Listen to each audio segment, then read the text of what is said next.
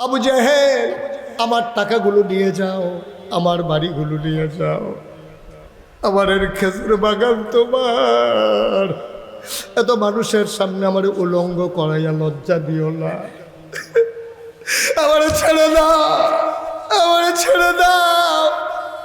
আব্দুর রহমান তার জমানো টাকাগুলা নিয়ে গেল। ওরা পাঞ্জাবি খুলে ফেললো, টুপি খুলে ফেললো। আব্দুর রহমান ঘরের ভিতরে গিয়ে কাঁদতেছেন, ও নবী, আপনারে ছাড়া আমি বাঁচবো না। আপনারে না দেখলে আমি দিন যাবে না, রাত কাটবে না। আমি চোখ বন্ধ করলে নবীর চেহারা দেখি, খাইতে গেলে খাইতে পারি না, গলার মাঝে খানা আটকে যায়। আপনারে ছাড়া আমি তো বাঁচবো না গো নবী। সবাই ঘুমিয়ে পড়ল, গরুগুলো গোয়াল ঘরে, পাখিরা তারা পন্নিরে, বেওয়ারিশ কুকুরগুলো নিরাপদ আশ্রয়ে। প্রিয়তম স্বামী প্রিয়তমা স্ত্রীকে নিয়ে ঘুমায়, ছোট্ট শিশু মায়ের বুকে মুখ রেখে ঘুমায়।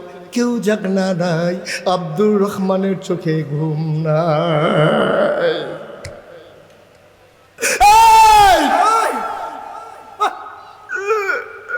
আব্দুর রহমানের চোখে ঘুম নাই। শ্বাসরাত হয়ে গেল। আব্দুর রহমান আস্তে করে ঘর থেকে বের হলেন। পাঞ্জাবি নিলেন না, টাকা পয়সা নিলেন না, পরনে একটা পুরান লুঙ্গি পরলেন, কেউ যত সন্দেহ করতে না পারে। তিনি মদিনা মক্কার যুবকগুলা ঘুমিয়ে পড়েছে শেষ রাতে, তিনি বর্ডার ক্রস করলেন। সারাটা রাত তিনি হাঁটেন, সারাটা দিন তিনি গুহার ভিতরে লুকাই থাকে। দিন যায় রাত যায়, মদিনা আসে না, মক্কার পথ আর শেষ হয় না। একদিন সুবহি কাজিব, আধো আধো আলো, আধো আধো অন্ধকার।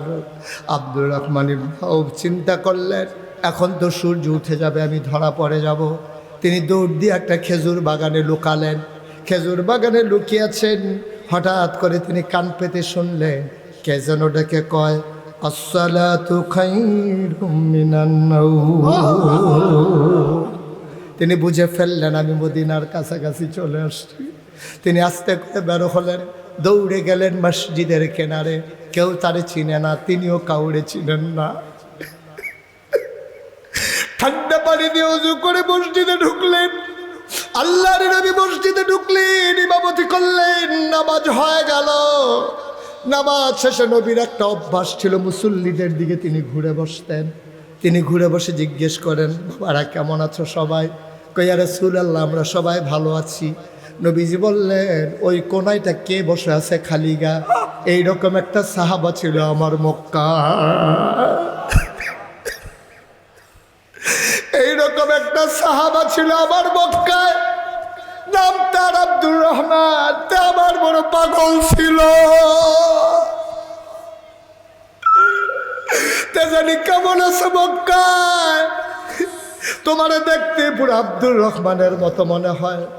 আব্দুর রহমান আস্তে করে দাঁড়ালেন, গাল বেয়ে ঠপ ঠপ করে পানি পড়ে। আব্দুর রহমান ডাক দেখো, ইয়া রাসূলুল্লাহ, আমি আপনার আব্দুর রহমান। কমা আমার আব্দুর রহমান তরুণা দুষ ছিল। আমার আব্দুর রহমানের গায়ের রং ফর্সা ছিল। আমার আব্দুর রহমানের চোখগুলো ভাসা ভাসা ছিল। তুমি আব্দুর রহমান না, তোমার তো হাড্ডিগুলা দেখা যায়, পেটের সাথে পিঠ লেগে গেছে, গালের সামনে পানি খেয়েছি আমি, মজার কোনো খাবার পাই নাই গো নবী, গোসল করতে পারি নাই। এই আপনার আব্দুর রহমান। আল্লাহর নবী হু হু করে কেঁদে উঠলেন। তিনি হাত দুটা বাড়ায় বলেন, আয় আয় আমার কাছে আয়, আমার কাছে আয় আব্দুর রহমান। সবাই রাস্তা করে দিলেন। আব্দুর রহমান মাথাটা নিচু করে নবীর কিনারে গেলেন। নবী লাফ দিয়ে উঠলেন, হাত ছড়িয়ে দিলেন। আব্দুর রহমান লাফ দিয়া নবীর বুকে পড়ে যায়। আব্দুর রহমান হাউমাউ করে কান্দে, কতদিন হয় নবীর জান্নাতি গন্ধ পাই না, নবীর গায়ের জান্নাতি গন্ধ পাই না, আজকে কতদিন হয়। চাপটে ধরলেন, নবীর বুকের ভিতরে নাক ঘষে ঘষে গন্ধ নিচ্ছেন। নবীও কান্দে, নবীর চোখের পানি দিয়ে আব্দুর রহমানের পিঠ ভিজে যায়, আব্দুর রহমানের চোখের পানি দিয়া নবীর বুক ভিজে যায়। আব্দুর রহমানও ছাড়ে না, নবীও ছাড়ে না। কিছুক্ষণ পরে আস্তে করে নবী ছেড়ে দিলেন। আব্দুর রহমান চুপটি করে বসে গেলেন। এবার ডাক দিয়ে আব্দুর রহমান জিজ্ঞাসা করে, ইয়া রাসূলুল্লাহ, আমি আব্দুর রহমান কোনোদিন কাউরে গালি দেই নাই, কোনোদিন কারো টাকা মেরে দেই নাই, কোনোদিন কারোর উপরে হাত উঠাই নাই, কোনোদিন কারোর সাথে খারাপ ব্যবহার করি নাই। আমার অন্যায়টা কি? আমার কি অন্যায়? কেন আবু জাহেল আমার টুপিটা খুলে ফেললো? কেন আমার পাঞ্জাবি খুললো? আমি কি অন্যায় করছিলাম? আমার অপরাধটাকে আপনি নবী বলে দেন। আল্লাহর নবী কয়, তোমার যেই অপরাধ আমারও তো সেই অপরাধ। আমি কেন মক্কা ছাড়া লাগলো? আমি কি ছাড়তে চাইছিলাম? আমি কেন ছাড়লাম? আমার যেই দোষ তোমারও সেই দোষ। কয় দোষটা কি? আল্লাহর নবী কয়, ওয়ামা নাকামু মিনহুম ইল্লা আইয়ুমিনু বিল্লাহিল আজিজিল হামিদ। তোমাদের কোনো অপরাধ নাই, অপরাধ একটাই, তোমরা এক আল্লাহর উপরে ঈমান এনেছো, ঠিক কিনা? এই আম্মা জানায় সারে আল্লাহ এত বুদ্ধি দিছিল। 2210টা হাদিস আম্মা জান আয়েশা থেকে বর্ণিত হয়েছে। নবী একদিন ডাক দেয়া কয়, সাহাবারা তোমরা কি তোমাদের আম্মা আয়েশা কি চিনো নাকি? কই চিনব না কেন? আমাদের নানার নাম হইল আবু বকর সিদ্দিক, আপনি হইলেন আমাদের রুহানি পিতা, আপনার স্ত্রী হইল আম্মা জান আয়েশা, ওনারে আপনি আদর করে ডাকেন হুমায়রা। সুবহানাল্লাহ কয় না? কেন চিনব না ওনাকে? ওনাকে তো আমরা চিনি। কয় ওনার ব্যাপারে জানো নাকি? কয় হ্যাঁ সব জানি। কয় না সব জানো না। তোমরা আয়েশাকে চিনে যাও, তরকারির ভিতরে লবণটা যেমন দরকারি, মরিচ ছাড়া তরকারি হয় ঝাল হয় না, হলুদ ছাড়া তরকারি হয় রং ধরে না, গরম মশলা ছাড়া তরকারি হয় সুবাস ছড়ায় না, লবণ না দিলে তরকারি যেমন মুখে দেওয়া যায় না, তরকারির ভিতরে লবণটা যেমন দরকারি, ইসলামের ভেতরে তোমাদের আম্মা আয়েশা তেমন দরকারি। অর্থাৎ লবণ ছাড়া যেমন তরকারি হয় না, আয়েশা ছাড়া ইসলাম হয় না। সুবহানাল্লাহ বলবেন না? কোন জায়গায় গোসল করা লাগবে আমরা জানতাম না, কখন মানুষটা নাপাক হয় আমরা শিখতাম না, সব আম্মা জান আয়েশা আমাদেরকে শিখিয়ে দিয়েছেন। সুবহানাল্লাহ কয় না? সব তিনি জানিয়ে দিয়েছেন। নবীর প্রাইভেট যে কথাগুলো একটাও তিনি গোপন করেন নাই। এই জন্য আম্মা জান আয়েশাকে নবী খুব বেশি আদর করতেন।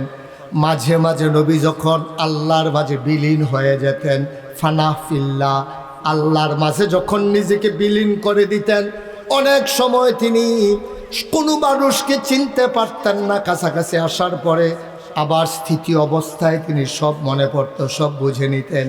এশার নামাজের পরে আম্মা জান আয়েশার ঘরের দরজায় এসে দাঁড়ালেন, আসসালামু আলাইকুম ওয়া রাহমাতুল্লাহ বলে দরজায় সালাম দিলেন। এটাই হচ্ছে ঘরে ঢোকার আদব।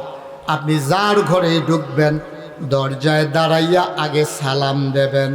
সবাই রাজি আছেন নাকি? বাড়িতে নিজের ঘরে ঢোকার সময়ও সালাম দেবেন। আজকে সালাম দিতে সুবিধা হবে, কারণ এই মহল্লার যারা আছেন আপনি তো জীবনে কোনো দিন সালাম দিছেন না, তো এবারই তো সালাম শুনলে ডরানোর কথা, কিন্তু আজকে আমি মাইকে বলে দিতেছি, আপনারা গিয়া সালাম দেবেন। উনি ভয় পাওয়ার কিছু নাই, সালাম দিতে লজ্জা লাগে না? পারবেন না ইনশাআল্লাহ? দরজা দাঁড়ায় সালাম দিবেন, আসসালামু আলাইকুম রহমতুল্লাহ। উনি হয়তো মনে মনে কইব জীবনে যেই কাম না যদি এই কাম, কারবারটা কি বুঝলাম না কিচ্ছু, কোনো সমস্যা নেই। নবীজি গিয়ে সালাম দিছেন, সালাম দিছে পরে আম্মা জান আয়েশা দরজা খুলে দিছেন। নবীজি খুব মজার কথা, গভীর মনোযোগ দিয়ে শোনেন। নবীজি আম্মা জান আয়েশাকে দেখে বললেন, মা নামতে তুমি কে? আয়েশাকে জিজ্ঞেস করতেছে তুমি কে? ও মা সুবহানাল্লাহ কয় না? নবীজিকে আয়েশাকে চিনেন না? তিনি ফানা ফিল্লাহ, আল্লাহর মাঝে নিজেকে বিলীন করে নিয়েছেন। তার নিজস্ব অস্তিত্বকে তিনি আল্লাহর মাঝে হারিয়ে ফেলেছেন। তিনি আম্মা জান আয়েশার মতো যারে সবচেয়ে বেশি আদর করতেন ওনারে জিগায় মা নামতে তুমি কি সুবহানাল্লাহ বলবেন না? আম্মা জান আয়েশা মজা করে নবীজি আম্মা জান আয়েশার লোক খুব আনন্দ করতেন, মাঝে মাঝে দৌড় দিতেন, এই জায়গা থেকে ওই জায়গায় দৌড় দিতেন। কখনো নবী ফার্স্ট হতেন, কখনো আম্মা জান আয়েশাকে ফার্স্ট করিয়ে দিতেন। আম্মা জান আয়েশা খুশি মনে বলতেন আমি ফার্স্ট, নবী মনে মনে বলতেন আমি না জানি তুমি কেমনে ফার্স্ট। মানে আমি যদি দৌড় দিই তুমি পারবা, পৃথিবীর কোনো মানুষ পারবে আমার সাথে দৌড়াইয়া? তা আমি তো ইচ্ছে করে পিছনে পড়ে যাই, তুমি যেন খুশি হয়ে যাও। সুবহানাল্লাহ বলবেন না? খুব মজা করতেন নবীজি। একদিন মসজিদে নববীর পাশে কুস্তি খেলা হচ্ছে, হাদিস। নবীজি এসে বললেন আয়েশা খেলা দেখতে মন চায়? কাদের উড়না জড়িয়ে নাও। আম্মা জান আয়েশা উড়না দিয়ে নিজেকে আবৃত করে নিলেন, নবীজির পেছনে পেছনে নিয়ে গেলেন। নবীজি উপর হয়ে বসলেন আর আম্মা জান আয়েশা নবীর মাথার উপর দিয়া নবীর উপরে ঝাপটে মেরে খেলা দেখলেন অনেকক্ষণ। সুবহানাল্লাহ বলবেন না? তখন নবীজি অনেকক্ষণ পরে বললেন আয়েশা চলো ঘরে চলে যাই। তখন নবীজি ঘরে চলে গেছেন। তো আদর করতেন আম্মা জান আয়েশা কি, কারণ 6 বছর বয়সে বিয়ে হয়েছে, 9 বছর বয়সে সংসার হয়েছে। সুবহানাল্লাহ বলবেন না? যেই কথাটা বলার উদ্দেশ্য আমার, তা আম্মা জান আয়েশা ওনাকে দেখে বলতেছেন মা নামতে তুমি কে? আম্মা জান আয়েশা কয় মজা করেন? তা আমি মজা পারি না? আপনি যেমন পারেন আমিও তো পারি। ভাই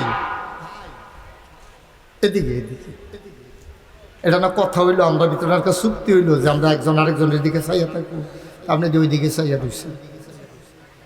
আমিন কন। তার নবী যখন বললেন তুমি কে, আম্মা জান আয়েশা কয় দেখি আমিও মজা করি। আম্মা জান আয়েশা বললে আনা আয়েশা, আমি আয়েশা। কয় আয়েশা কে? কয় আয়েশা চিনেন না? আয়েশা হচ্ছে আবু বকরের কন্যা। সুবহানাল্লাহ বলবেন না? কি মজা চলতে আছে দেখেন। আয়েশা হইল আবু বকরের কন্যা। আবার আল্লাহর নবী কয় কোন আবু বকর? আর আয়েশার কি কোনো নাম আছে নাকি? আয়েশা হইল আপনার আদরের হুমায়রা। নবীজি আদর করে হুমায়রা ডাকতেন, লাল সুন্দরী। এমনি আম্মা জান আয়েশা সুন্দরী ছিলেন, আবার নবী ডাকতেন আমার হুমায়রা, আমার হুমায়রা। নবীজিকে আম্মা জান আয়েশা বলে আপনার হুমায়রা হইল আয়েশা। আয়েশা কে? আবু বকরের কন্যা। আবু বকর কে? আবু বকর মুহাম্মদের সাহাবা। কয় মোহাম্মদ কে? সুবহানাল্লাহ কয় না। আম্মা জান আয়েশা বুঝে ফেলছেন নবী আর এখন নিজের মাঝে নাই, আর আগানো ঠিক হবে না। আম্মা জান আয়েশা চুপ মেরে ঘরের কোনায় বসে আছেন, নবীজিও বসে আছেন। কিছুক্ষণ পরে নবীজি ডাক দেয় কয় আয়েশা। আয়েশা চুপ মেরে আছে, কথা কয় না। কয় আমার হুমায়রা। এবার আম্মা জান আয়েশা কয় হুমায়রা কে? কয় হুমায়রা আমার আয়েশা। কয় আয়েশা কে? কয় আয়েশা হইল আবু বকরের কন্যা। কয় আবু বকর কে? কয় মোহাম্মদের সাহাবা। কয় মোহাম্মদ কে? এবারে নবীজি জড়াইয়া ধরে কয় তোমার প্রাণের স্বামী।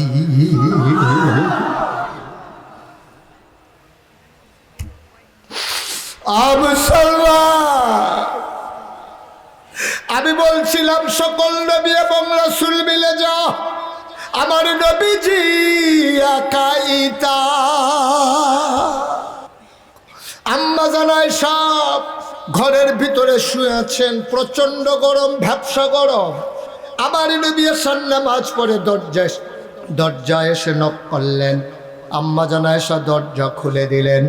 নবী ডাক কয় আয়েশা বড় গরম, ঘরের ভেতরে খেজুর পাতার পাটি বিছাও আঙ্গিনায়, দেখি একটু আরাম করি, মৃদু মন্দ বাতাস আছে।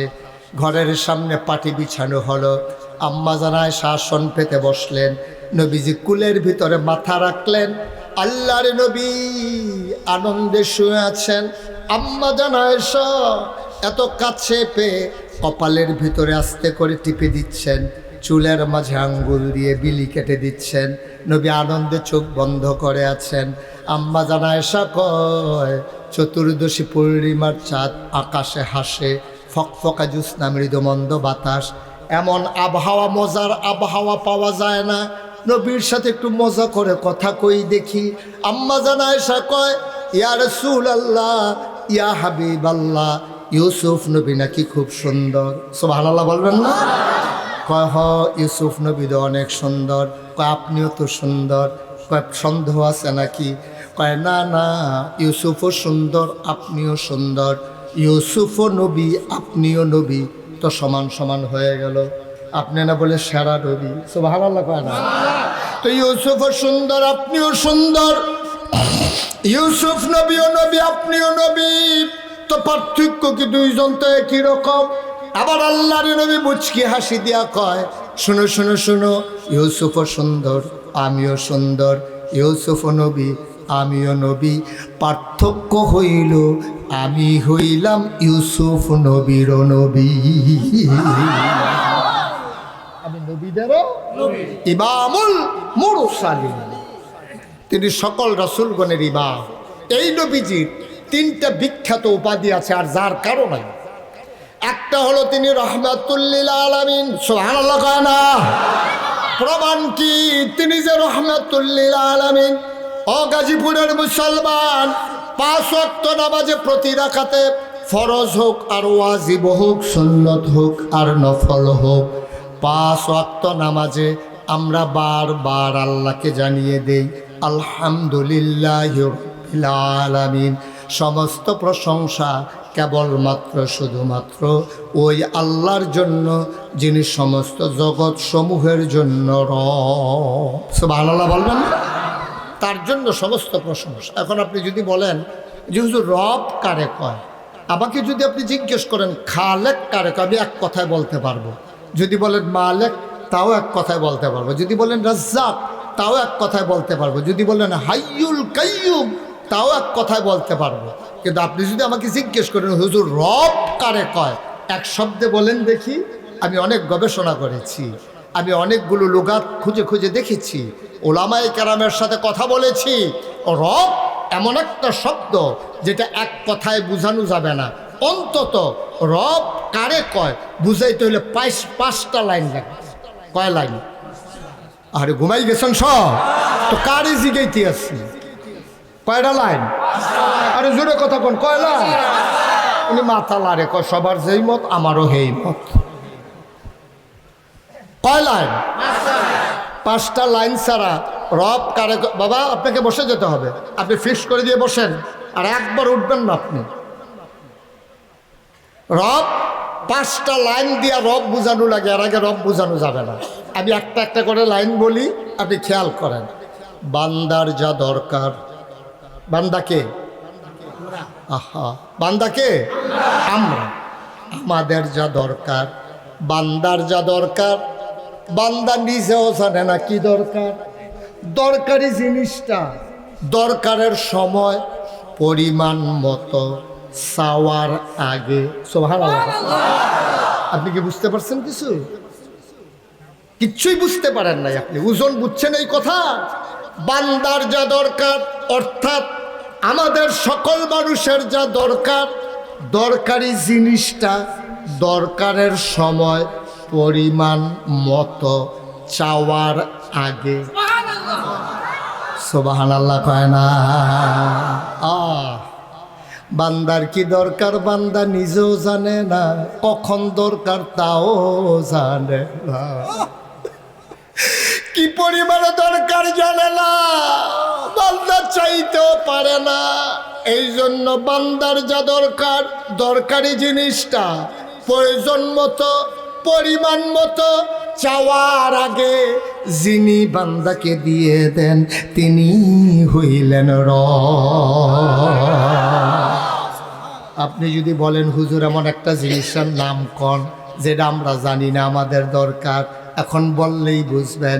আপনার আব্বা আপনার আম্মা মধুর বাসরে চলে গেছে, বিবাহ বন্ধনে আবদ্ধ হয়ে গেছে, কাজী সাহেব বিবাহ পড়াইছে, ইমাম সাহেব দোয়া করে দিয়েছে, সবাই মিলে বরযাত্রী গিয়ে সব কারবার শেষ, বিয়ে শাদী শেষ, নববধূকে ঘরে নিয়ে আসা হলো। আপনার আব্বা আপনার আম্মাকে একটা বাসর ঘরে দেওয়া হলো, দুইজন মিলে মধুর বাসরে ঢুকে গেল, মধুর মিলনে লিপ্ত হয়ে গেল। মেডিকেল সায়েন্স বলে তারা যখন মধুর মিলনে লিপ্ত হলো, বাবার পিঠ থেকে মায়ের বুক থেকে 2 ফোঁটা পানি সবেগে নির্গত হয়ে মায়ের ইন্টেন্সিভ কেয়ার, মায়ের সুরক্ষিত দুর্গ, মায়ের রেহেমের ভিতরে 2 ফোঁটা পানি দৌড় দিয়া গিয়া একসাথে হয়ে গেছে। মেডিকেল সায়েন্স বলে পিতার পানির ভিতরে থাকে শুক্রাণু, মায়ের পানির ভিতরে থাকে ডিম্বাণু। শুক্রাণু আর ডিম্বাণুর মিলনে জীবনের পয়দা হয়। মেডিকেল সায়েন্স বলে এক এক ফোঁটা পানির ভিতরে কোটি কোটি জীবন থাকে।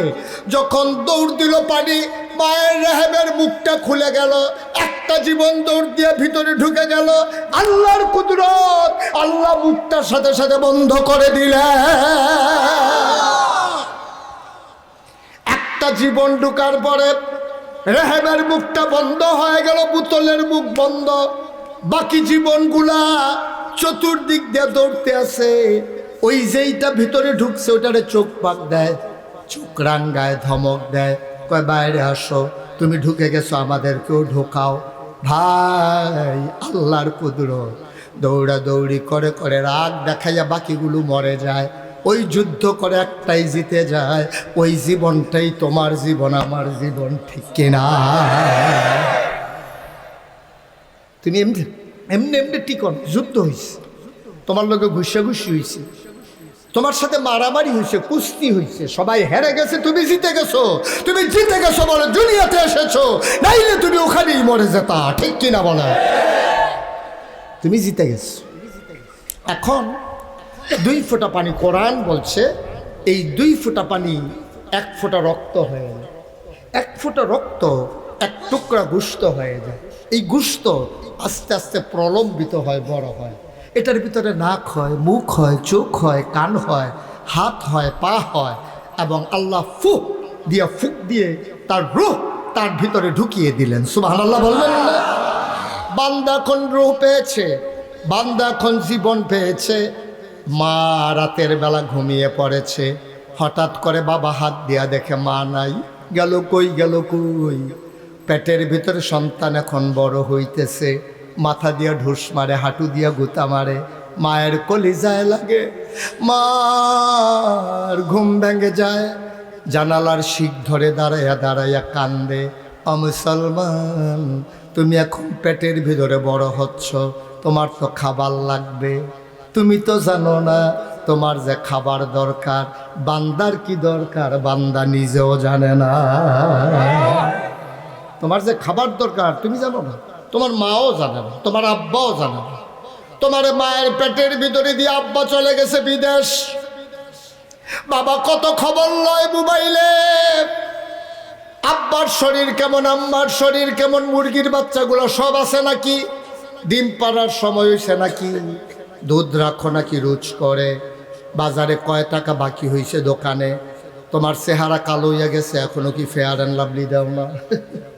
কত আলাপ চলতে আছে, কিন্তু বাচ্চা পেটের ভিতরে বড় হয়। একবার বাবা বিদেশ থেকে জিগায় না, আমার পেটের, তোমার পেটের বাচ্চা, আমার সন্তান কি খায়? সুবহানাল্লাহ বলবেন না? বাবা কত কথা কয়, কিন্তু পেটের বাচ্চা তুমি যে বড় হচ্ছ, বাবা একবারও ফোন করে জিগায় না তে কি খায়। মায়েরও খবর নাই, মা পেটের বাচ্চা নিয়ে চলে গেছে গার্মেন্টসে, বাবা চলে গেছে বিদেশে, সবাই রান্না করে বোজার বোজার খায়, পেটের ভিতরে বাচ্চা কি খাবে কারো খবর নাই, আল্লাহ কদর কারো নাই। তোমার পেটের বাচ্চা কি খাবে তোমার চিন্তারও দরকার নাই, কারণ বান্দা আমার, চিন্তাও আমার। বান্দা কা কথা কন কা? আল্লাহ কই চিন্তাও আমার।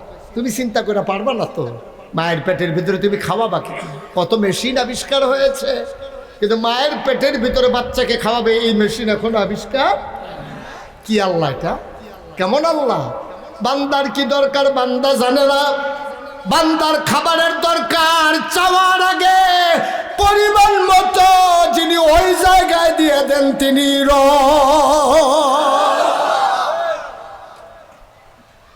এখন বান্দার পেটের ভিতরে খাবার দিতেছেন, এখানেই বাবা শেষ না, মা তো দুর্বল হয়ে যাবে।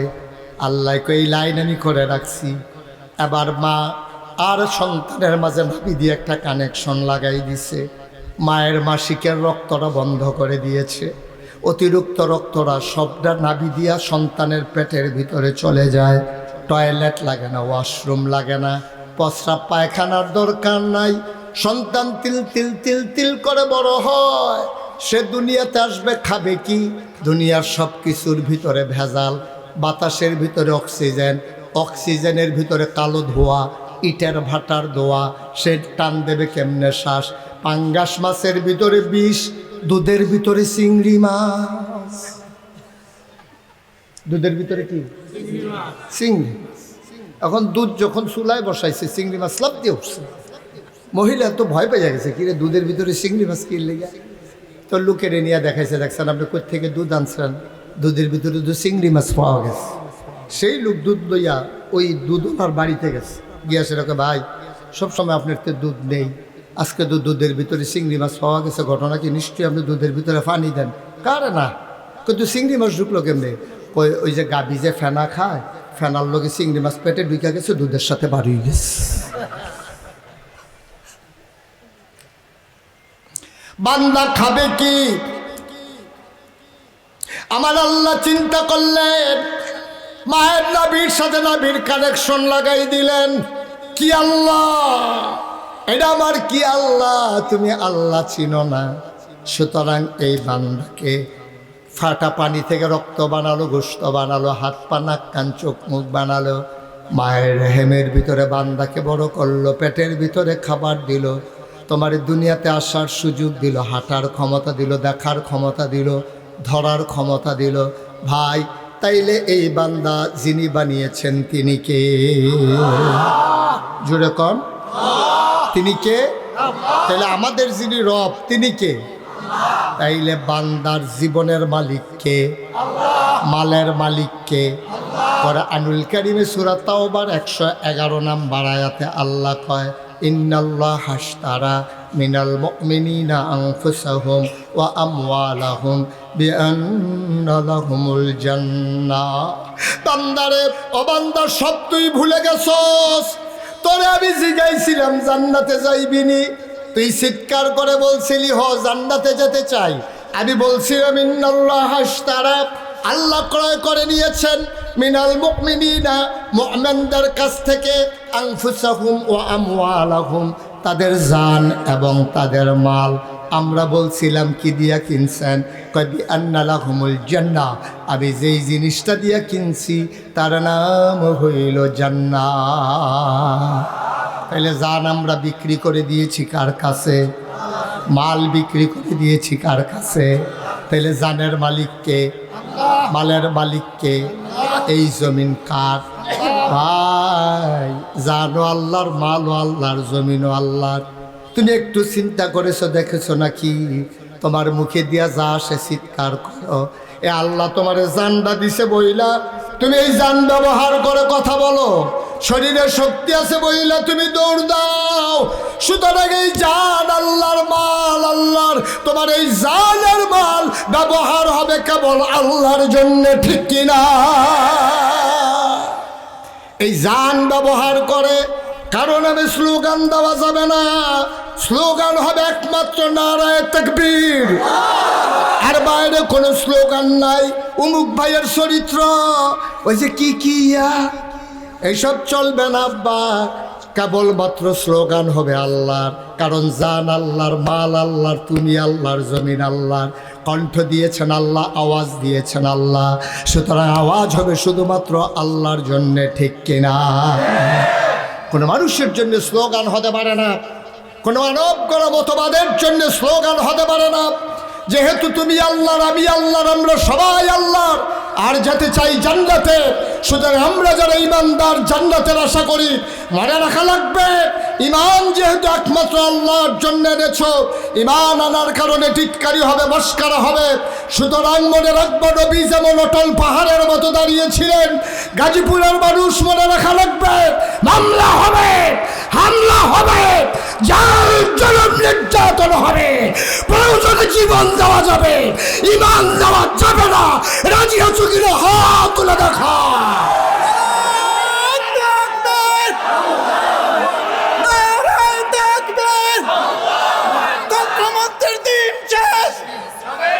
ইসলামের বাংলাদেশ, তন্ত্রমন্ত্রের দিন শেষ।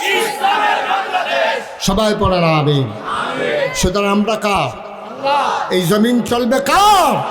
আল্লাহর আইন ছাড়া এই জমিন কারো মানুষের মন গড়া মতো চলতে দেওয়া হবে না, ঠিক কিনা বলো? এটাই হচ্ছে সিদ্ধান্ত, এটাই ফায়সালা। যদি জান্নাতে যেতে চাও, যদি জান্নাতে যেতে চাও, এর বাইরে কোনো কথা নাই, এর বাইরে কোনো সিদ্ধান্ত নাই। টিটকারি হবে, মস্করা হবে, তাতে কি আসে যায়? আমার নবীর মানুষ টিটকারি কম মারছে নাকি? আমার নবীর পাগল বলছে, জিনে ধরছে বলছে, জাদুঘর বলছে। আমার নবী কোনোদিন সরে যান নাই।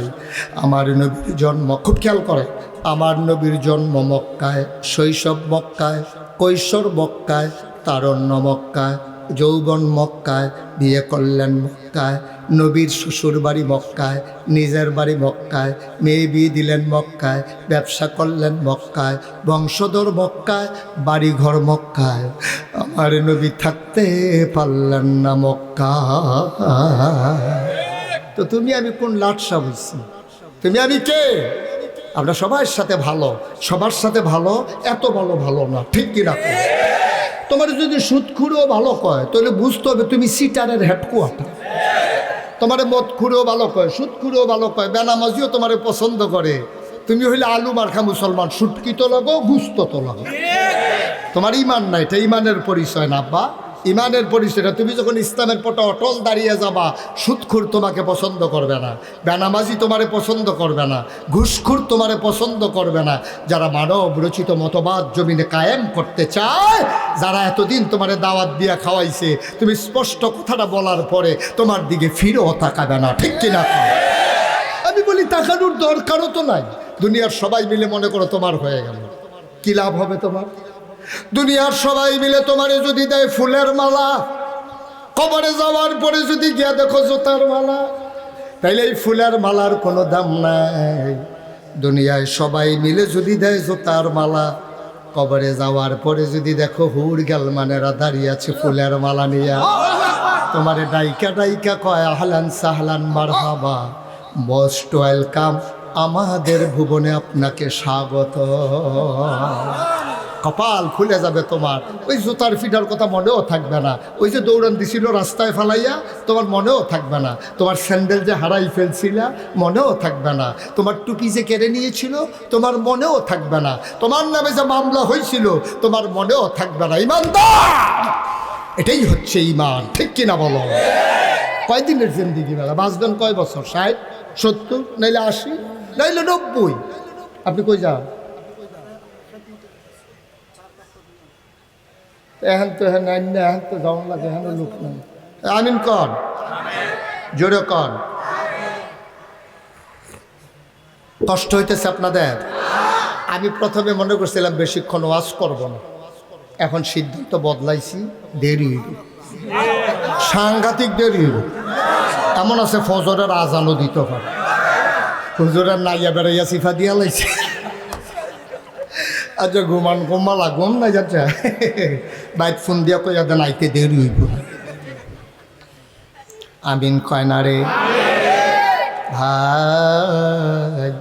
সকল নবী এবং রাসূল মিলে যায়, কথা মনে আছে নাকি? আমার নবীজি একা ইতা।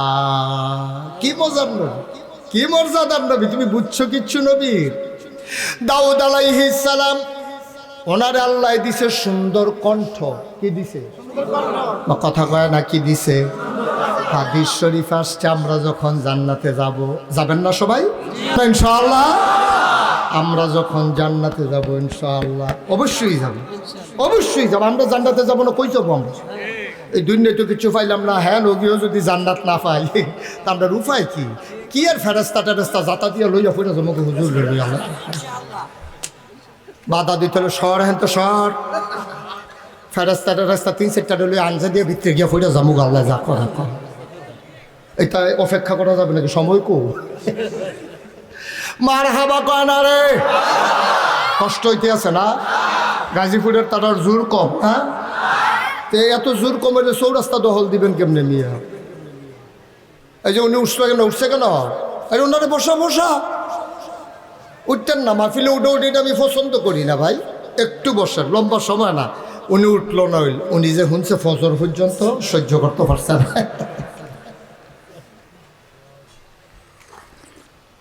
বেড়া আমরা যারা আখেরি জমানার নবীর উম্মত, আমরা যে আল্লাহ কত বুদ্ধি দিছে, তোমরা বুদ্ধিটা তো কামও লাগাইছো না।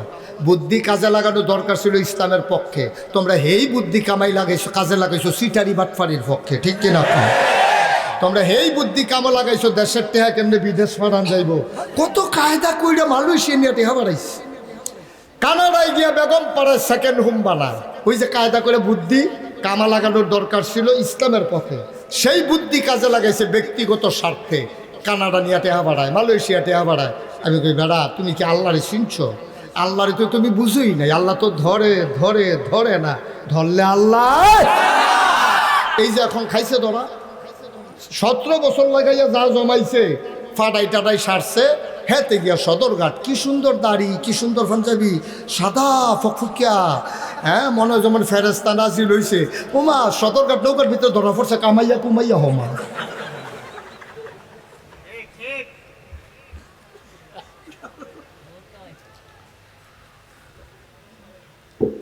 আমার এই কামান্নারে দেখে আবার একটা কথা মনে পড়ে, এটা কি কইলেতা কইলেতাম রে? মার হাবা বলো, জোরে বলো মার হাবা। আমি এটা বুঝি না এখনো, একটা জায়গা আমি বুঝি না। হুজুরে বুঝলে একটু বুঝাই আমারে কইয়েন। আমি অনেকের লগে আলাপ করছি, খুব খেয়ালছি কোন কথা। বাচ্চা যখন জন্ম হয়, মায়ের পেট থেকে যখন বাচ্চা আসে, মাথার ভিতরে চুল থাকে নাকি থাকে না? থোতার ভিতরে দাড়ি, খুব খেয়াল করেন। করলেন সিহন কথা, উনি কি করতে আছে? কারবার দেখছো বাত্তির তলাম, উনি মোবাইল চাই বইয়া বই, মোবাইলটারে পানির মধ্যে হালাইয়া সুবাইয়া দৌড়া রাখা যেত। হ্যাঁ এটা একটা কাম করছেন আপনি, আমিন কর। সবাই মিল্লা দোয়া না করলে ওয়াজ করন যেত না। তো ওয়াজ তো আর মাটি কাটন না, যে জোরে কুবটা দিলে সাক্কাটা বড় উঠবো, এটার নাম ওয়াজ না। তো সব ওলামাই কেরাম ওয়াজ করব, দোয়া করব, আর আমার মুখ দিয়ে আল্লাহ বার করব, ঠিক কিনা কর? এত সোজা মনে করেন না, আমিন কর। যেই কথাটা কইতাম ইসলাম ওই কামাইয়া। আচ্ছা, এই যে মানুষ জন্ম হয়, যখন বাচ্চা জন্ম হয়, তার মাথার উপরে চুল থাকে নাকি থাকে না? থোতার ভিতরে দাড়ি থাকে? আমার কথা না থাকে মানে কি? আপনি কি বুঝছেন? চুল মাথার দিতে পারলো, এহানের এই মাথার চুলের দাম বেশি না এটার দাম বেশি? তো দামি জিনিসটা আল্লাহ জন্মের সময় দিল না কিরে? আর যদি কামাইয়া কুমাইয়া সমান হইয়া থাকে, মাথার চুল কামায় ঘন ঘন, এইটি দিল, দামি জিনিসটি দিল না। কারণ কি? আমি অনেক গবেষণা করে দেখছি, মাথার চুল এটা কোনো, এটার সাথে কোনো ফজিলত বরকত জমা নাই, কিন্তু এটার সাথে আছে নাকি নাই? তে আল্লাহ চিন্তা করলো, আমি যদি জন্মের সময় থোতার ভিতরে দাঁড়িয়ে দিই, তে যখন ঘুমায়, তে তো ঘুমায় খুবে পশ্চিমে, এই মিনিট খানেক পরে তো উত্তর দহীন হইয়া যায়, তো লড়ে ঘুমের ভিতরে লড়ে নিও মা কত কেন লড়ে নি, লড়তে লড়তে কবার তো খাটের তো পড়ছে। এই ছোটো বাচ্চারা যখন ছোট থাকে, মাথায় চুল থাকে, সে প্রস্রাব করে বুঝে না, পায়খানা করে বুঝে না। এখন এই মাথার চুলের ভিতরে ওই যে গুইরা সেটা পেশাব লাগে, পায়খানা লাগে।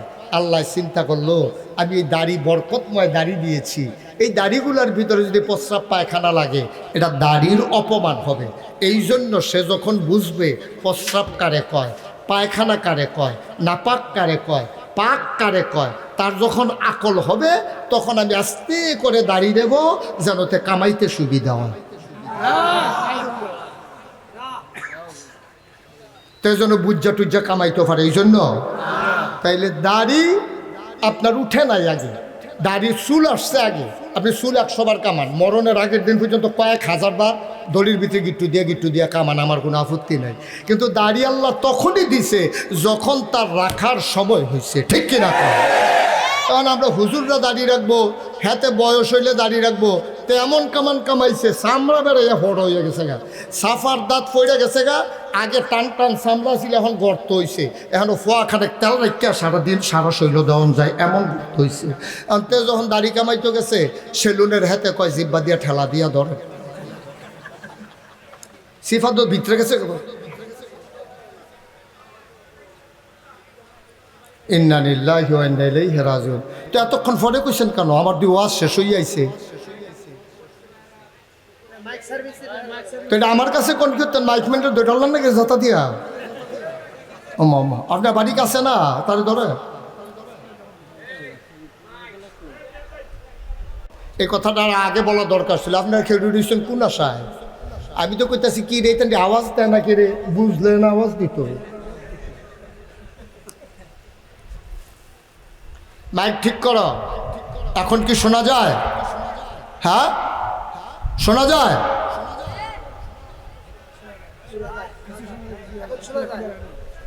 এখনো ক্লিয়ার হয় নাই না? আমি শুরুতেই বলছিলাম মাইকটারে ক্লিয়ার করো। এটা একটা গুমগুমি দেওয়াই রাখছো, বোস্টার দিয়া রাখছো, ইকু দিয়া রাখছো। শুধু মাইক দাও, স্মুথ করে মাইকটা দাও যেন মানুষ শুনে মজা পায়। মাইকম্যান কই আছে হেন? তার নাতে বাইক গেছে গা। আরে হ্যাঁ না গেছি কিন্তু মেশিনে হেন। আচ্ছা একটু ধৈর্য ধরে খেয়াল করে শুনেন। এখন শোনা যায়? মার্শাল্লাহ মার্শাল্লাহ। হ্যাঁ ঠিক আছে। এই শুধু শুধু আতলাইরো না, এটা জনসভা না যে সকলে যে ফেল গেছে তুমি এইদিকে মার হাবা কন, জোরে কন, আরো জোরে। তো যেই কথাটা বলতেছিলাম, চুল জন্মের পরেই উঠে, দাড়ি বুঝার পরে উঠে। এটা দিয়ে আল্লাহ বুঝাইতে চাইলেন দাড়ি আমি তখনই দিছি যখন দাড়ি রাখা দরকার। সুবহানাল্লাহ কোন দাও। তো ওই যে হেতার কথা কইছিলাম, আমাদের দেশে দাড়ি রাখে কোন সময়?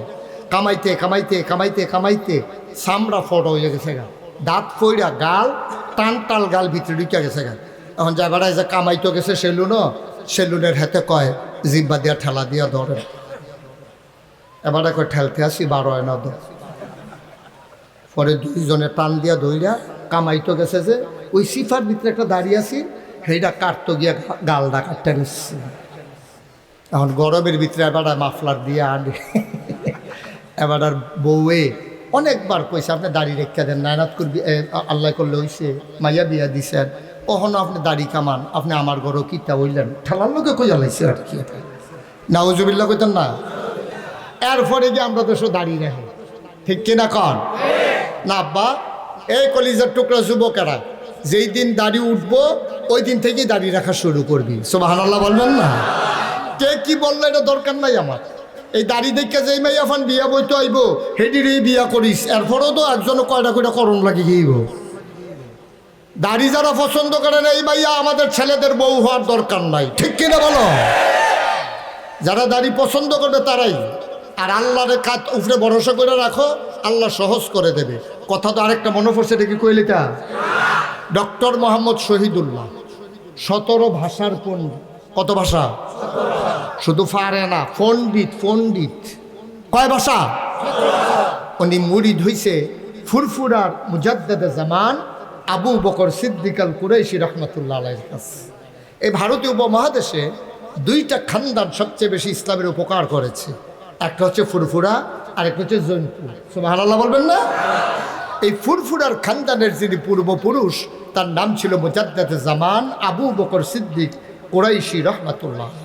তো ওনার কাছে গিয়ে মুরিদ হইছে, ওনার নাম হলো ডক্টর মোহাম্মদ শহীদুল্লাহ। কত ভাষার পণ্ডিত? তো মুরিদ হইছে যে উনি তো সাপ কামাইয়া কুমাইয়া হমান। তো হুজুরের কাছে মুরিদ হইছে, হুজুরে খুব আদর করে, লগে দিয়া বোয়ায়, খাইতে গেলে মুরগির রান্না হুজুরে ওই শহীদুল্লাহর ফাতো দেয়, মাছের মাথাটা দেয়, হুজুর খুব আদর করে। তো আল্লাহর ওলি যারা তারা হলো হোমিও ডাক্তারের চাইতে আরও কড়া ডাক্তার। অ্যালোপ্যাথিক ডাক্তারের কাছে গেলে দেখবেন ডাইরেক্ট অ্যান্টিবায়োটিক ছাইড়া দেয়, আর হোমিও ডাক্তারের কাছে আপনি যদি যান দেখবেন আপনারা গেলে জিগাইব আপনার আম্মার শ্বাসটান আসেনি। তো হ্যাঁ, মনে মনে করে ডাক্তার দেখাইতে মাইলাম আমি, আম্মার কি তাইতে জিগাই কি লেগে কয় বলেন শ্বাসটান আছে আম্মার? আম্মার কম, আব্বার বেশি। আব্বার যখন শ্বাসটান উঠে, যখন শ্বাসটান দেয় ঘরের টিন ডিবেরিয়া ঝঞ্ঝনি ঝঞ্ঝনি করে এরকম কাঁপতে থাকে, এমন শ্বাসটান আব্বা। আচ্ছা তাইলে আপনি কি ঠান্ডা ভাল লাগে না গরম ভাল লাগে? তো কইছে ঠান্ডা ভাল লাগে। পানি ভাত খান না গরম ভাত খান? তোকে সুটকির ভর্তা দিয়া দিলে 2-3 প্লেট খাইতাম পারি পানি ভাত।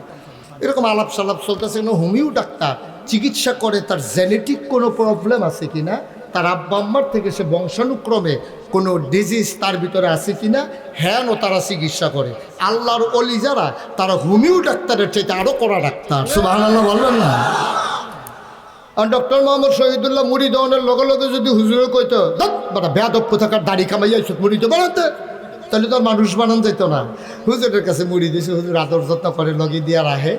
একদিন মাগরিবের পরে হুজুর যখন তালিম দিচ্ছেন, হাউমাউ করে সবাই কানতে আছে, গড়ে গড়ে কানতে আছে। হুজুর চোখ খুললা চায় শহীদুল্লাহর অবস্থা গীতা, দেখে যে শহীদুল্লাহর অবস্থা আরও খারাপ, কানতে যে আছে।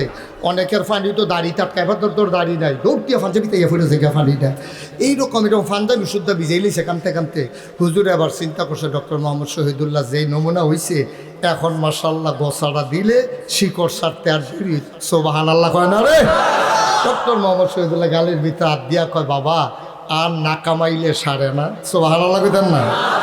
জায়গাটা কেমন জায়গা, কানতেছে হাও মাও করে বুড়া বেড়া। হুজুর গালে হাত দিয়া কয়, বাবা আর না কামাইলে চলে না। ডক্টর মোহাম্মদ শহীদুল্লাহ কান দেওয়ার কয়, যেই গালের ভিতরে আপনার হাত লাগছে ওই গালে আর কোনো দিন খুর ব্লেড লাগবে না। আপনার হাত যখন লাগছে আর খুর ব্লেড লাগবে না। ডক্টর মোহাম্মদ শহীদুল্লাহ যেমন সাহেব মানুষ, ওনার ওয়াইফ মাদ্রাসাত পড়ছে নাকি, মা কথা কথা দাওরা হাদিস পড়ছে আলেম, তো ওনার ওয়াইফও তো সাহেবা বেগম সাহেব। এখন ডক্টর মোহাম্মদ শহীদুল্লাহ বউয়ে চিন্তা করলো, কি তারি বিয়াদি করলাম সার দেখে এটা দিয়ে আস্তে আস্তে হুজুর হয়ে জিগিতে আছে। এটা দিয়ে ফায়জামা বাদ দিয়ে, প্যান্ট বাদ দিয়া ফায়জামা পরে, শার্ট খুললা পাঞ্জাবি গাও দেয়, আবার টুফিও মাথার দিয়ে আরে, আবার খোসা খোসা দাড়িও দেখা যায়। টাইট না দিলে ওনারে গড়রাহন যেত না। ডক্টর মোহাম্মদ শহীদুল্লাহ হুজুরের লোকের দোয়া টোয়া করে মাহফিল শেষ করে বাড়িতে গেছে, গিয়ে দেখে বেগম সাহেব টেবিলের ভিতরে খাবার দিয়া আলাদা বিছনায় দিয়া শুয়ে রয়েছে। জীবনে যেই কাম না আজকে সেই কাম, আলাদা বিছানায়। ডক্টর মোহাম্মদ শহীদুল্লাহ ঢুইকা কয়, কি খাওয়া দাওয়া কি শেষ? কহ খাওয়া দাওয়া শেষ।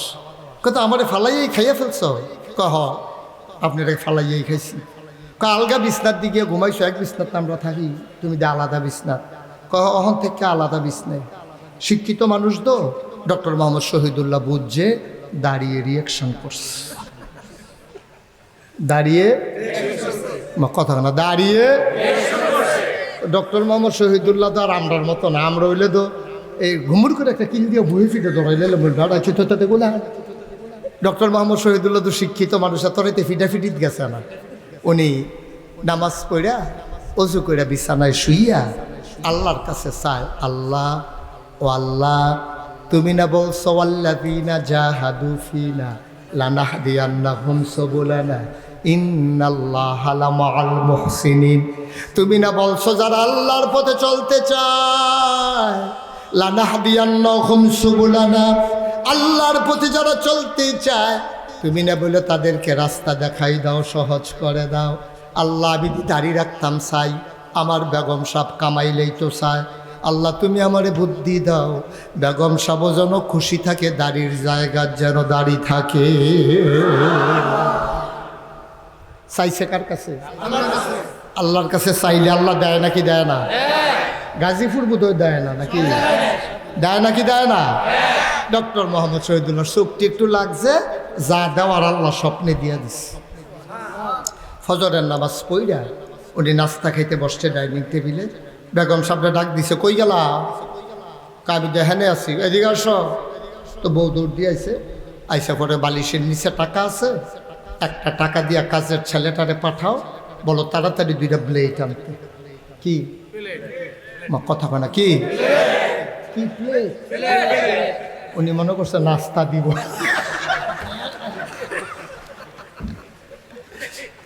কি আর তো কইছে প্লেট।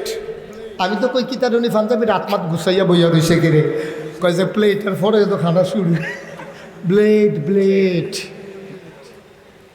কি যখন কইছে ব্লেড আন্ত কয়টা না কইছে? হ্যাঁ সুবহানাল্লাহ কইতাম না? ডক্টর মোহাম্মদ শহীদুল্লাহ কয়, কাজের লোকটারে ডাকো, তাড়াতাড়ি বলো দোকান থেকে 2টা ব্লেড আনার জন্য। উনি তো শিক্ষিতা মহিলা, স্বামীর পিছন দিয়া ঘাড়ে হাত দিয়া দাঁড়াইয়া কয়, ব্লেড দিয়া কি করবেন? কয়, চিন্তা করছি আমার দাড়ি যখন তোমার পছন্দ না, আমি দাড়িগুলা কামাই ফেলবো। তো বেগম সাহেব কয়, কামাইতে তো একটা ব্লেডে 2.5 গিরি, কামাইতে তো একটা ব্লেডে যথেষ্ট, আপনি 2টার কথা দি কন? কয় না, চিন্তা করে দেখলাম 2 লাগবে। কয় 2টা কেন? কয় আমার দাড়িগুলা তোমার কাছে ভাল লাগে না, এই জন্য আমি দাড়ি কামাই ফেলবো। আর তোমার যে লম্বা লম্বা চুলগুলা, সেদিন শ্বাস টান দিছি পরে না হেদিয়া 3-4টা ঢুকিয়া গেছে। চিন্তা করছি তোমার পছন্দ না, দাড়ি রাখবো কার জন্য? ব্লেড আনবে 2টা, তোমার লম্বা লম্বা চুলগুলো আমার কাছে ভাল লাগে না, আমি দাড়ি কামাই ফেলবো, আরেকটা ব্লেড দিয়া তুমি চুল কামাই ফেলবা। আর বেগম সাহেব পিছে দিয়া সেটা সমান সমান। কি কয়, কি সমান সমান? কয় দাড়ির জায়গায় দাড়ি থাক, চুলের জায়গায় চুল থাক। ওয়াল্লাযীনা জাহাদু ফীনা লানাহদিয়ান্নাহুম সুবুলানা ইন্নাল্লাহা লামাআল মুহসিনিন। তুমি আল্লাহর রাস্তায় নাইমা যাও, জান্নাতে পৌঁছে দেওয়ার দায়িত্ব আমার আল্লাহ। তুমি তো যাইতে চাও না, তুমি যাও না। তুমি 2টা কাজ শুধু করো, বিধান মানবা আল্লাহর, তরিকা মানবা নবীজির। বিধান মানবা আল্লাহর, তরিকা মানবা নবীজির। আমার মুসলমান তরিকা মানতে চায় না, নবীর আগমনে খুশি হইয়া মিছিল বার করতে চায়। নবীর আগমনে খুশি হইয়া মিছিল বার করে। আমার মনে হয় 15-20 বছর পরে কোনো বাচ্চারে যদি জিগায় যে 12ই রবিউল আউয়াল কারে কয়, তো তে কইব সারাদিন মিছিল করন, মাগরিবের আগে দিয়া জিলাপি খাব না। এটা নমুনা ধরছে তো, এটা ঠিক কিনা কন? কারণ এটাই তো শুরু হয়েছে। 12 মাস ইসলামের খবর নাই, নামাজের খবর নাই, রোজার খবর নাই। তে যে বিড়ি টানে মনে হয় যেন ঈদের বাট্টাটা তার লগে লগে হাঁটতে আসছে। 5 ওয়াক্ত নামাজের খবর নাই, টুপির খবর নাই, দাড়ির খবর নাই। 12ই রবিউল আউয়াল আসলে তুমি জশ্নে জুলুস বের করে, তুমি বিরাট মিছিল বের করে তোমার পীর সাহেবরে গাড়ির উপরে উঠাইয়া গলার ভিতরে মালা দিয়া তুমি পীর সাহেবরে নিয়ে ঘুরো। যদি নবীর আগমনে তুমি খুশি হয়ে থাকো, তোমার পীর সাহেবকে গাড়ি উঠানোর কোনো অধিকার নাই। তুমিও হাঁটবা, পীর সাহেব হাঁটবে, ঠিক কিনা কও? তুমি পীর সাহেবরে নিয়ে শুডাউন দিতে আসো, পীর সাহেবে গাড়ির বইয়া রয়েছে আর সবাই মিল্লা হুজুরে লইয়া বাজি দিয়ে আটতে আছে। তো তুমি না নবীর আগমনে খুশি হয়েছো, তো নবী তো তোমারও পীর সাহেব, ঠিক কিনা কও? কত বড় বেয়াদবি, কত বড় বেয়াদবি, কে বুঝাবে? মিছিলের নাম নবীর আশেক না। নবীর আশেক হচ্ছে নবীর তরিকা অনুযায়ী জীবন চালানো, এটার কয় আশেকে রাসূল, ঠিক কিনা কও? কোন দিনের সাথে ইসলামের সম্পর্ক নাই, কোন সপ্তাহের সাথে ইসলামের সম্পর্ক নাই, কোন মাসের সাথে ইসলামের সম্পর্ক নাই, কোন বছরের সাথে ইসলামের সম্পর্ক নাই। প্রতিটি সেকেন্ড, প্রতিটি ঘন্টা, প্রতিটি দিন, প্রতিটি মুহূর্ত, প্রতিটি সপ্তাহ, প্রতিটি মাস, প্রতিটি বছর, জন্ম থেকে মৃত্যু, রান্নাঘর থেকে সংসদ ভবন, সকাল থেকে সন্ধ্যা, সব জায়গায় বিধান মানব কেবলমাত্র একমাত্র আল্লাহর, আর তরিকা মানব নবীজির, ঠিক কিনা? তরিকা কার? তরিকা কার? তরিকা কারে কয়? তরিকা কারে কয়? তরিকা কি কারে কয় বুঝছেন? আপনি নামাজ পড়বেন, এটা কার হুকুম? আরে কথা কোন, কার হুকুম?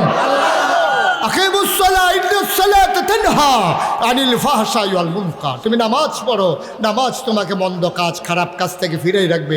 এই কথা কি মুশতাক ফয়জিন না আল্লাহ? কিন্তু নামাজ পড়ার কথা বলছে আল্লাহ, কেমনে পড়বেন এটা তো আল্লাহ বলে দেন নাই। জায়গায় জায়গায় বলছে অল কওমা রাকিন ওয়াসজুদু মা সাজিদিন, কিন্তু এইভাবে আলগি দেওয়ান লাগবো, নাবির নিচে বান্ধন লাগবো, তারপরে সানা পড়ন লাগবো, সূরা ফাতিহা পড়ন লাগবে। এটি ফাইলেন কই আপনি? কোরআন শরীফের তো কোথাও নাই। তাইলে বিধান দিলেন আল্লাহ, বিধান দিছে কে?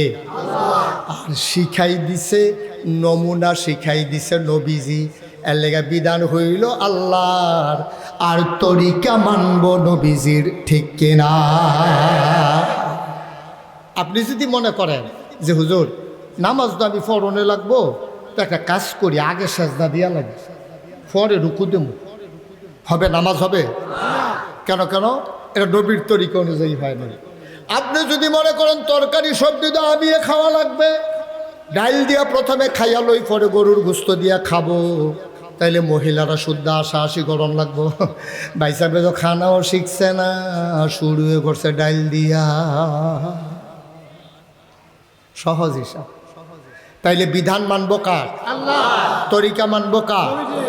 ভাই একটা সিহন কথা কইয়া যায়, খেয়াল করে। আমি মুশতাক ফৈজি, কোনোদিন যদি আর নাও আসি, কথাটা মনে রাখেন।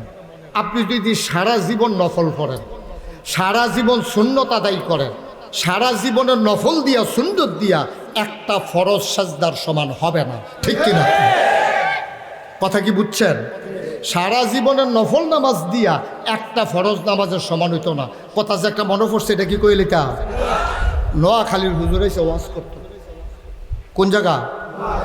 হ্যাঁ, তারার আবার বুদ্ধি বেশি, তারা ডাবের পানি খায় তো বেশি, তারার বুদ্ধিও বেশি নোয়াখালী তারা।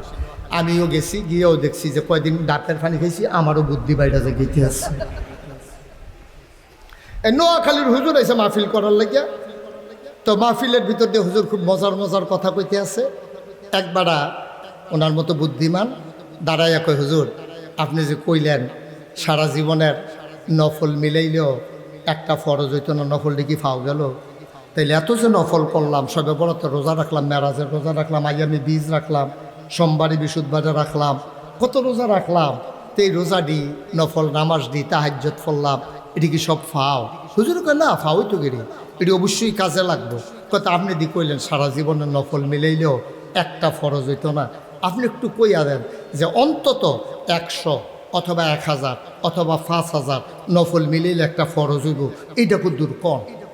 হুজুর কেন এটা আমি কইতে পারতাম না ভাই, আমি এটা কোনোখানে পাইছি না। আজ 40 বছর ধরে ওয়াজ করি, অনেক কিতাব পড়ছি, পড়াইছি, কিন্তু সব নফল মিলাইলে একটা ফরজ হইব এটা আমি কোথাও পাই নাই। কোন যেত হুজুর তো কি দিয়ে আমরা এই যে পড়লাম যে ওইতো না, তো হইলে এটা কি ফাও গেছে?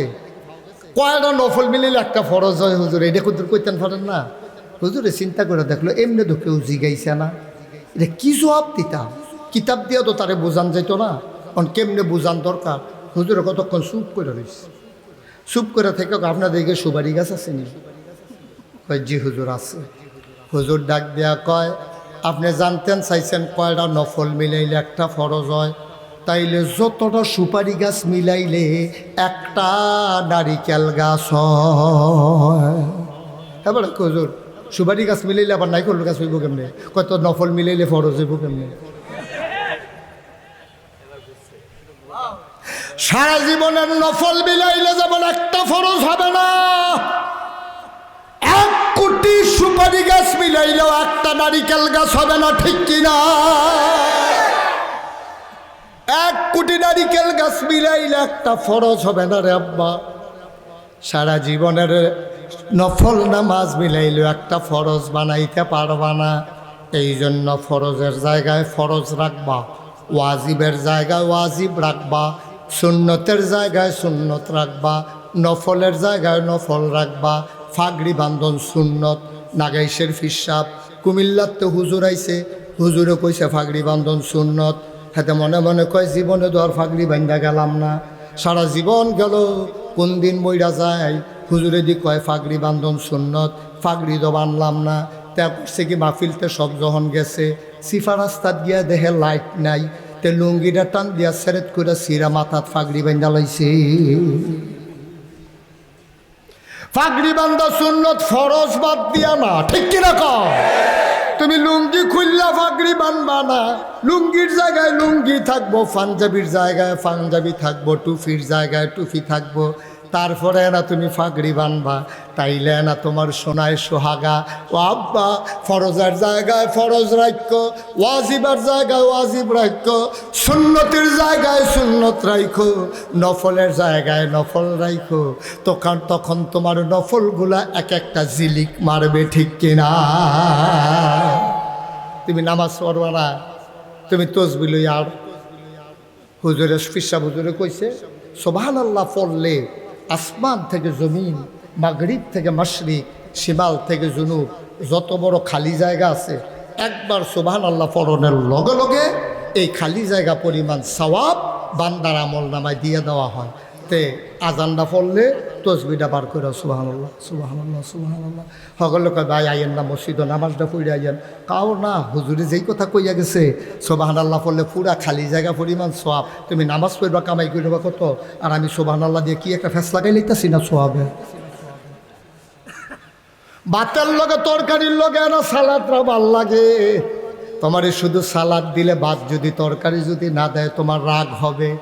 তোমার ভাই তাসবিগুলা তখন উপকার হয় যখন তাসবির আগে ফরজ আমলগুলা থাকে, ঠিক কিনা? কষ্ট হইতেছে বোধ আপনাদের না? সেটা দেওয়া দরকার। হ্যাঁ, কষ্ট তো হওয়ার কথা হয় নাকি রে? আমিন মুসলমান মন দিয়ে শোনো। তাইলে আল্লাহরে চিনতে চাইছিলাম, আল্লাহরে চিনে নিলাম। আলহামদুলিল্লাহ রাব্বিল আলামিন। সমস্ত প্রশংসা কেবলমাত্র শুধুমাত্র একমাত্র রব্বুল আলামিনের জন্য। এবার আল্লাহর গোপনে চলেন জিগাই। গাজীপুরের মানুষ কেউ শোনার দরকার নাই, মনে মনে আল্লাহর জিগাব। আল্লাহ বুঝলাম আপনি হইলেন সমস্ত জগতের রব। আমরা যে নবী পাঠাইছেন, নবী কি জিনিস আমরা একটু বুঝাইয়া কন। আল্লাহ তো কয় কোরআন পড়ো না, কোরআন বুঝো না। কোরআনের ভিতরে সব বলে দিছি। আমি কোরআন খুললাম, কোরআন পরে পরে দেখি আল্লাহ কয় কোরআনে ঢোকার আগে মারদুদ শয়তান থেকে ফানাহ চাই, যিনি রহমান যিনি রহিম, তার নামে চলো শুরু করি, সবাই পড়ি। আউযু বিল্লাহি মিনাশ বিসমিল্লাহির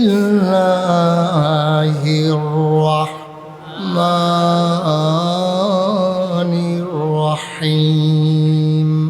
লাকাদ কানা লাকুম ফি রাসূলিল্লাহি উসওয়াতুন হাসানা। জানতে চাও নবী কারে কয়? নবী হইল তোমার জন্য মডেল, তিনি হইলেন আদর্শ, তিনি হলেন আইডল, তিনি হলেন আইকন, তিনি হলেন নমুনা। আল্লাহ ডাক দেয়া কয় বান্দারে, ও বান্দা নবী জানতে চাও? তাইলে মন ভরে শুনে নাও। ওয়ামা আরসালনাকা ইল্লা রাহমাতাল লিল আলামিন। সুবহানাল্লাহ কেন না? এই আয়াতটার ভিতরে এত মজা, পড়লেই কলিজা ঠান্ডা হয়ে যায়, এত মজা আয়াতের ভিতরে। সবাই আবার পড়েন। ওয়ামা আরসালনাকা ইল্লা রাহমাতাল লিল। অর্থাৎ যত জায়গায় আমি আল্লাহ রব, খুব খেয়াল করেন, যত জায়গায় আমি আল্লাহ রব তত জায়গায় আমার নবী রহমত।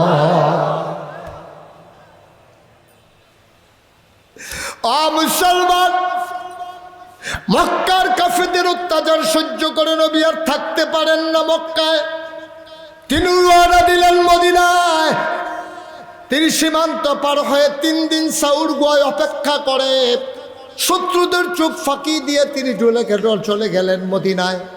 পরের দিন সকালবেলা আব্দুর রহমান ইবনে আউফ, নবীর একজন আদরের সাহাবা, খুব মজার একজন মানুষ, চেহারা খুব সুন্দর। একবার একটা পাঞ্জাবি গায়ে দিলে দ্বিতীয়বার তিনি গায়ে দিতেন না ধোয়ার আগে। দামি পারফিউম তিনি ব্যবহার করতেন। তিনি হেঁটে গেলে মানুষ বুঝতো আব্দুর রহমান ভাই হেঁটে যায়।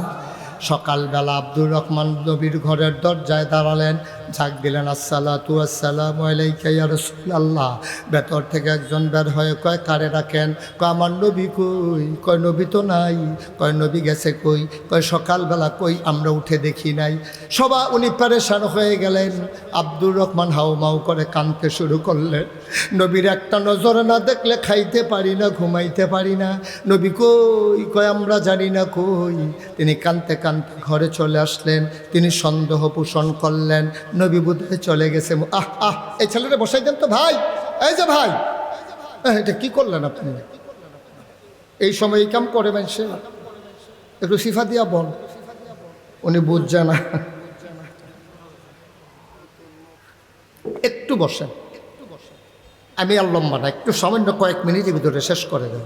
এখন আব্দুর রহমান ইয়া দেখে নবী নাই, কথা মনে আছে তো ইনশাআল্লাহ? আব্দুর রহমান ঘরে গেলেন, নিজের কিছু কাপড় চোপড় কিছু টাকা পয়সা একটা পটলার ভিতরে নিলেন। সীমান্ত ক্রস করবেন মক্কার, সীমান্ত প্রহরী যারা, ওরা মক্কার কাফের যুবকেরা দাঁড়িয়ে গেছে। ডাক দেয়া কয় কই যান? কয় তোমরা কারা? আবু জেহেল আবুল আহাবুদ বা সাহেবা দাঁড় করাই দিছে, কাউকে যাইতে দেওয়া হবে না। আব্দুর রহমান ইবনে আউফকে টেনে টেনে দারুন নাদওয়া তৎকালীন সংসদ সেখানে নিয়ে আসা হলো।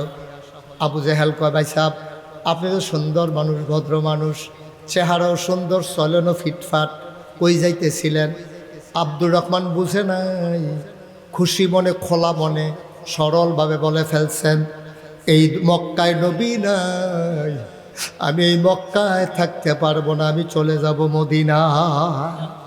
কয় টুপিটা খুলেন দেখি, এই টুপিটা কোন টাকায় কিনা, মক্কার না মদিনার? কয় মক্কার। পাঞ্জাবি? কয় মক্কার। খুলেন সব। এবার তিনি চিন্তা করলেন, এবার বোধহয় ওরা লুঙ্গির কথা বলবে, ভদ্র মানুষ, তিনি কাঁদতে শুরু করলেন, আবু জেহেল আমার টাকাগুলো নিয়ে যাও, আমার বাড়িগুলো নিয়ে যাও, আমার এর খেজুর বাগান তোমার, এত মানুষের সামনে আমার উলঙ্গ করাইয়া লজ্জা দিও না, আমার ছেড়ে দাও, আমার ছেড়ে দাও।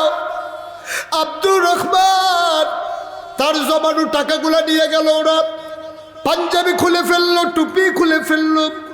আব্দুর রহমান ঘরের ভিতরে গিয়ে কাঁদতেছেন, ও নবী, আপনারে ছাড়া আমি বাঁচবো না, আপনারে না দেখলে আমি দিন যাবে না, রাত কাটবে না, আমি চোখ বন্ধ করলে নবীর চেহারা দেখি, খাইতে গেলে খাইতে পারি না, গলার মাঝে খানা আটকে যায়, আপনারে ছাড়া আমি তো বাঁচবো না গো নবী। সবাই ঘুমিয়ে পড়ল, গরুগুলো গোয়াল ঘরে, পাখিরা তারা পন্নিরে, বেওয়ারিশ কুকুরগুলো নিরাপদ আশ্রয়ে, প্রিয়তম স্বামী প্রিয়তমা স্ত্রীকে নিয়ে ঘুমায়, ছোট্ট শিশু মায়ের বুকে মুখ রেখে ঘুমায়, কেউ জাগনা নাই, আব্দুর রহমানের চোখে ঘুম নাই।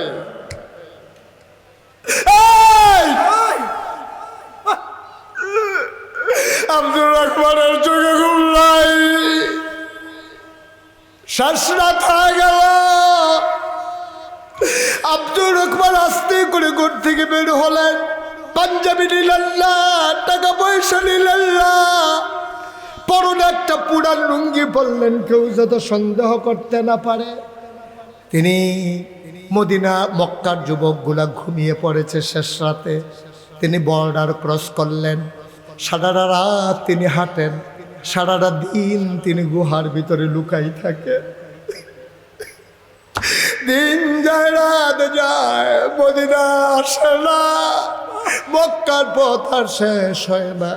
একদিন সুবহি কাজিব, আধো আধো আলো, আধো আধো অন্ধকার।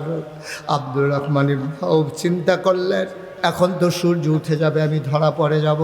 তিনি দৌড় দিয়ে একটা খেজুর বাগানে লুকালেন, খেজুর বাগানে লুকিয়েছেন। হঠাৎ করে তিনি কান পেতে শুনলেন, কে যেন ডেকে কয়, আসসালাতু খায়রুম মিনান নাওম। তিনি বুঝে ফেললেন আমি মদিনার কাছাকাছি চলে আসছি।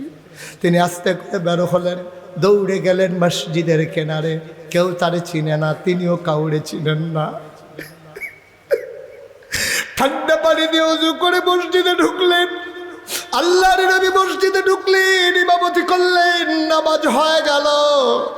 নামাজ শেষে নবীর একটা অভ্যাস ছিল, মুসল্লিদের দিকে তিনি ঘুরে বসতেন। তিনি ঘুরে বসে জিজ্ঞেস করেন, বাবারা কেমন আছো সবাই? কই ইয়া রাসূলুল্লাহ, আমরা সবাই ভালো আছি। নবীজি বললেন, ওই কোনায়টা কে বসে আছে খালি গা? এইরকম একটা সাহাবা ছিল আমার মক্কা, এইরকম একটা সাহাবা ছিল আমার মক্কায়, নাম তার আব্দুর রহমান, তা আমার বড় পাগল ছিল, তে জানি কেমন আছে মক্কায়, তোমার দেখতে পুরো আব্দুর রহমানের মতো মনে হয়। আব্দুর রহমান আস্তে করে দাঁড়ালেন, গাল বেয়ে ঠপ ঠপ করে পানি পড়ে। আব্দুর রহমান ডাক দেখো, ইয়া রাসূলুল্লাহ, আমি আপনার আব্দুর রহমান। কমা আমার আব্দুর রহমান তরুণা দুষ ছিল, আমার আব্দুর রহমানের গায়ের রং ফর্সা ছিল, আমার আব্দুর রহমানের চোখগুলো ভাষা ছিল। তুমি আব্দুর রহমান না, তোমার তো হাড্ডিগুলা দেখা যায়, পেটের সাথে পিঠ লেগে গেছে, গালের সামনে পানি খেয়েছি আমি, মজার কোনো খাবার পাই নাই গো নবী, গোসল করতে পারি নাই। এই আপনার আব্দুর রহমান। আল্লাহ নবী হু হু করে কেঁদে উঠলেন। তিনি হাত দুটা বাড়ায় বলেন, আয় আয় আমার কাছে আয়, আমার কাছে আয় আব্দুর রহমান। সবাই রাস্তা করে দিলেন। আব্দুর রহমান মাথাটা নিচু করে নবীর কিনারে গেলেন। নবী লাফ দিয়ে উঠলেন, হাত ছড়িয়ে দিলেন। আব্দুর রহমান লাভ দিয়া নবীর বুকে পড়ে যায়। আব্দুর রহমান হাউমাউ করে কান্দে, কতদিন হয় নবীর জান্নাতি গন্ধ পাই না, নবীর গায়ের জান্নাতি গন্ধ পাই না, আজকে কতদিন হয়। চাপটে ধরলেন, নবীর বুকের ভিতরে নাক ঘষে ঘষে গন্ধ নিচ্ছেন। নবীও কান্দে, নবীর চোখের পানি দিয়ে আব্দুর রহমানের পিঠ ভিজে যায়, আব্দুর রহমানের চোখের পানি দিয়া নবীর বুক ভিজে যায়। আব্দুর রহমানও ছাড়ে না, নবীও ছাড়ে না। কিছুক্ষণ পরে আস্তে করে নবী ছেড়ে দিলেন। আব্দুর রহমান চুপটি করে বসে গেলেন। এবার ডাক দিয়ে আব্দুর রহমান জিজ্ঞাসা করে, ইয়া রাসূলুল্লাহ, আমি আব্দুর রহমান কোনোদিন কাউরে গালি দেই নাই, কোনোদিন কারো টাকা মেরে দেই নাই, কোনোদিন কারোর উপরে হাত উঠাই নাই, কোনোদিন কারোর সাথে খারাপ ব্যবহার করি নাই। আমার অন্যায়টা কি? আমার কি অন্যায়? কেন আবু জাহেল আমার টুপিটা খুলে ফেললো? কেন আমার পাঞ্জাবি খুললো? আমি কি অন্যায় করছিলাম? আমার অপরাধটাকে আপনি নবী বলে দেন। আল্লাহর নবী কয়, তোমার যেই অপরাধ আমারও তো সেই অপরাধ। আমি কেন মক্কা ছাড়া লাগলো? আমি কি ছাড়তে চাইছিলাম? আমি কেন ছাড়লাম? আমার যেই দোষ তোমারও সেই দোষ। কয় দোষটা কি? আল্লাহর নবী কয়, ওয়ামা নাকামু মিনহুম ইল্লা আইয়ুমিনু বিল্লাহিল আজিজিল হামিদ। তোমাদের কোনো অপরাধ নাই, অপরাধ একটাই, তোমরা এক আল্লাহর উপরে ঈমান এনেছো, ঠিক কিনা? আমাদের একটাই অপরাধ, মুসলমানের একটাই অপরাধ, কাশ্মীরের মুসলমানের একটাই অপরাধ, আরাকানের মুসলমানের একটাই অপরাধ, বাংলার মুসলমানের একটাই অপরাধ, আমরা এক আল্লাহর উপরে ঈমান এনেছি, ঠিক কিনা? এই অপরাধে যদি অপরাধী হওয়া লাগে, আমরা গাজীপুরের মানুষ সেই অপরাধে অপরাধী হইতে রাজি আছি, ঠিক কিনা? দিনকে বিক্রি করে দেওয়া যাবে না, দিনকে ধ্বংস হতে দেওয়া যাবে না। আমার ইব্রাহিম খলিল ভাই এই এলাকার মানুষগুলার ঘরে ঘরে দিনের আলো পৌঁছে দেওয়ার জন্যে, বাচ্চাদেরকে কোরআনের আলোয় আলোকিত করার জন্যে, ছোট্ট ছোট্ট ছেলে মেয়েদেরকে দিনের পথে নিয়ে আসার জন্যে আমার ভাই ফাইজিয়া মাদ্রাসা করেছে।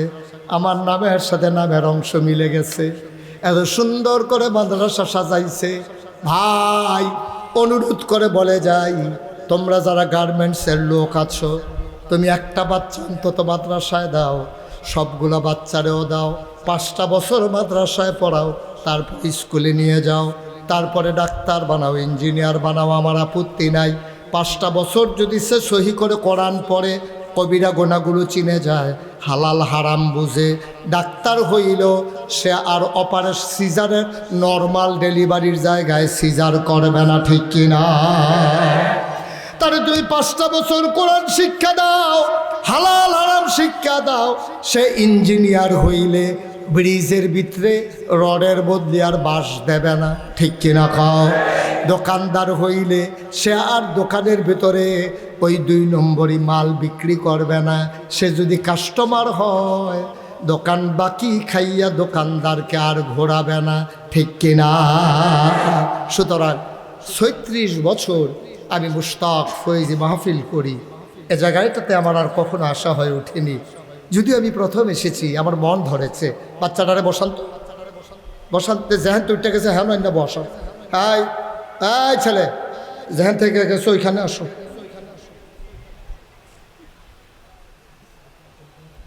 আমিন উঠেন।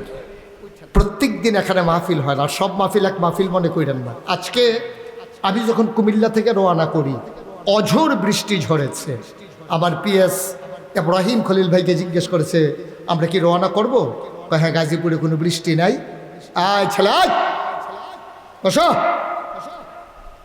একটা লোক উঠতে দিয়েন না দয়া করে, একটা লোকও দয়া করে উঠবেন না, আমাকে কয়েকটা মিনিট সময় দেন।